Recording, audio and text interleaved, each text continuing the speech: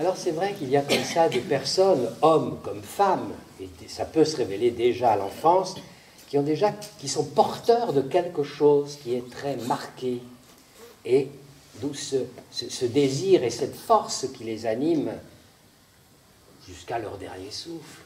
Alors, sur le pourtour méditerranéen, Proche-Orient, Maghreb, il y a un personnage qui, lui, est bien marqué.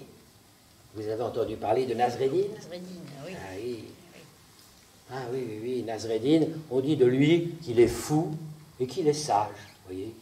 Il est toujours dans des situations, bien souvent, qui sont d'une absurdité, de quoi rire. Mais il y a toujours un message caché derrière, quand on prend le temps de les dire, de les redire, de bien les écouter. Ah oui, ça peut nous aider dans la vie, de connaître quelques histoires de Nasreddin. Pour vous dire, on dit qu'il est né en Turquie.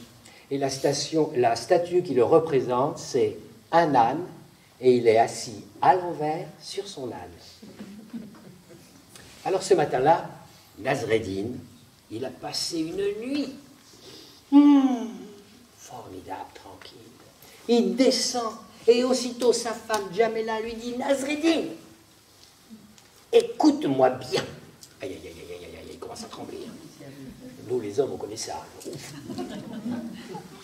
Écoute bien, Nasreddin.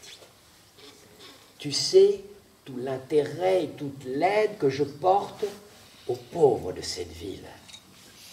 Eh bien, j'en ai assez dans cette ville de voir autant d'inégalités, de voir les riches être toujours plus riches, les greniers, les celliers sont remplis, et les pauvres devenir toujours plus pauvres.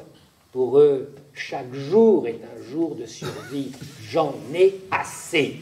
Je voudrais qu'il y ait un peu plus de partage, un peu plus d'égalité. Alors toi qui es écouté, toi qui es sage, écoute, va voir dans le village pour changer ça. Oui, j'y vais. Et d'un pas décidé, Nasreddin s'en va. À midi, sa femme l'attend.